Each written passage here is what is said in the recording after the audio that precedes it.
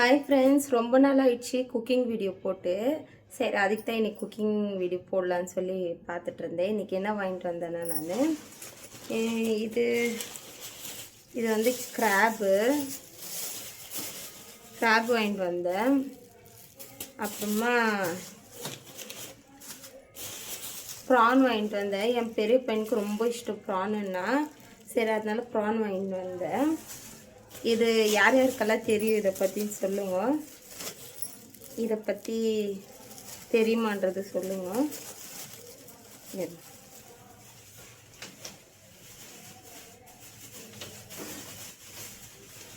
இது என்னன்றது தெரியுமா யாருக்காச்சு? இது பேர் வந்து கக்காய் இறைச்சின்னு சொல்லுவாங்க. இது வந்து ஆஸ்துமாக்கெல்லாம் ரொம்ப ரொம்ப நல்லது. இது எப்படி செய்யணும்னு இன்றைக்கி நான் உங்களுக்கு சொல்லித்தரேன். அதே மாதிரி கிராப்பும் ப்ரானும் செய்கிறேன். அதோட ரெசிபி வேணும்னா கேளுங்க, நான் போடுறேன். பட் இன்றைக்கி இதோட ரெசிபி உங்களுக்கு போடுறேன், பாருங்க. இது வந்து ஃபஸ்ட்டு ஒரு இதில் போட்டு க்ளீன் பண்ணிக்கணும். நல்லா வாஷ் பண்ணிக்கணும். இதை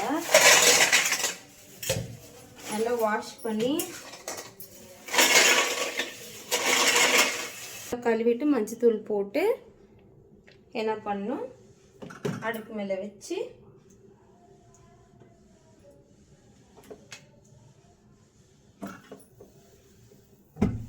பற்ற வச்சுக்கணும்.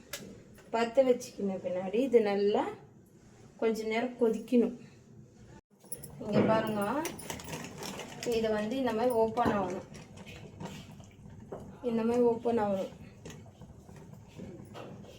இப்போ இது உள்ளே இருக்கிறது நம்ம க்ளீன் பண்ணி எடுக்கணும். ஒன்று ஓப்பன் ஆகல, அது மட்டும் கொஞ்சம் கொதிக்கணும். அது கொஞ்சம் கொதிச்சு அந்த இதெல்லாம் ஓப்பன் ஆகிட்டு பின்னாடி ஆஃப் பண்ணிவிட்டு அது உள்ளே இருக்கிறது எல்லாமே பீல் பண்ணி எடுத்து அதில் தான் இப்போ வந்து இது வெந்துச்சு. இப்போ இது என்ன பண்ணணும்னா எடுத்து வடிகட்டிக்கணும். ஆஃப் பண்ணிவிட்டு இது என்ன பண்ணணும்னா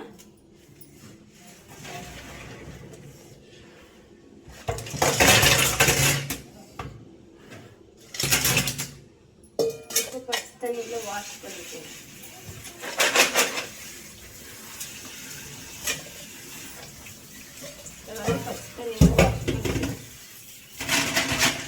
இது பார்க்கறதுக்கு தான் இவ்வளோ இருக்கும்.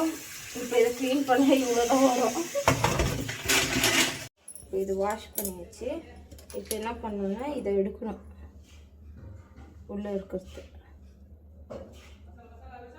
எடுக்கணும். இதுக்கு ஒரு கிண்ணம், இந்த கிண்ணத்தில் இப்படி உங்களால் கையில் முடியலன்னா இப்படி கத்தி எடுத்து, இது வேஸ்ட்டு தான், இது ஒன்றும் யூஸ் பண்ண முடியாது. இப்போ இந்த மாதிரி ஒன்று ஒன்று எடுத்து க்ளீன் பண்ணிக்கணும். இப்போது அதை க்ளீன் பண்ணல வந்து இவ்வளோ தான் வந்துச்சு. 1 கிலோவுக்கு நம்மளுக்கு இவ்வளோ தான் வரும். பட் இவ்வளோ தான் இருக்குன்னு நினைக்காதீங்க. இதில் வந்து அவ்வளோ ஸ்ட்ரென்த் இருக்குது. அதே மாதிரி இது ரொம்ப ஹீட்டு. யாராச்சும் ப்ரெக்னென்ட் லேடிஸ் இருந்தால் சாப்பிடாதீங்க, ஏன்னா ரொம்ப ரொம்ப ஹீட் இது. அதனால நல்லா கோல்டு பாடி இருக்கிறவங்க, இப்போ மீடியமாக இருக்கிறவங்க சாப்பிட்லாம்.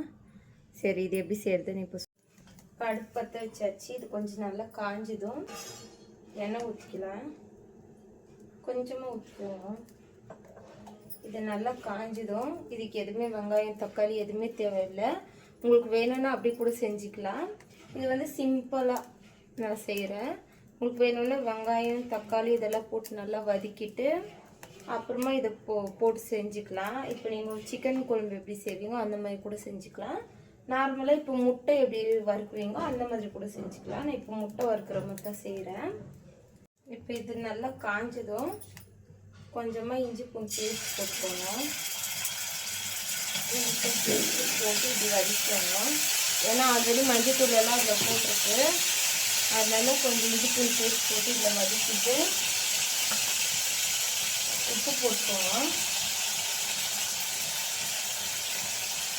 கொஞ்சம் வேணும்னா அப்புறம் கருவேப்பிலை போட்டுக்கோங்க. கருவேப்பிலை போட்டு மிளகாத்தூள்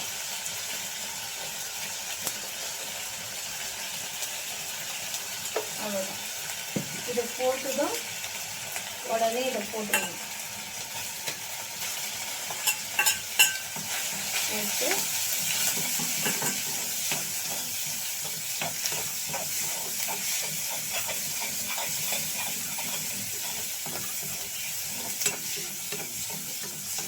அவ்வளோதான். கொஞ்சமாக ஃபிஷ் ஃப்ரை மசாலா போட்டுக்கோங்க.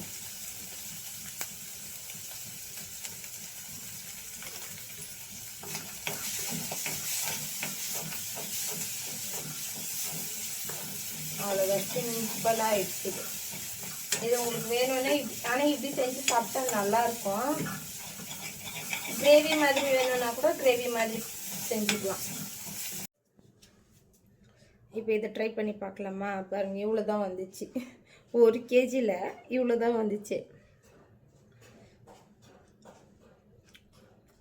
நல்லாயிருக்கும். நீங்கள் எவ்வளோ நீங்கள் வேக வச்சாலும் ரப்பர் மாதிரி தான் இருக்கும். டேஸ்ட் நல்லாயிருக்கு. ஒரு வாட்டி ட்ரை பண்ணுவோம்.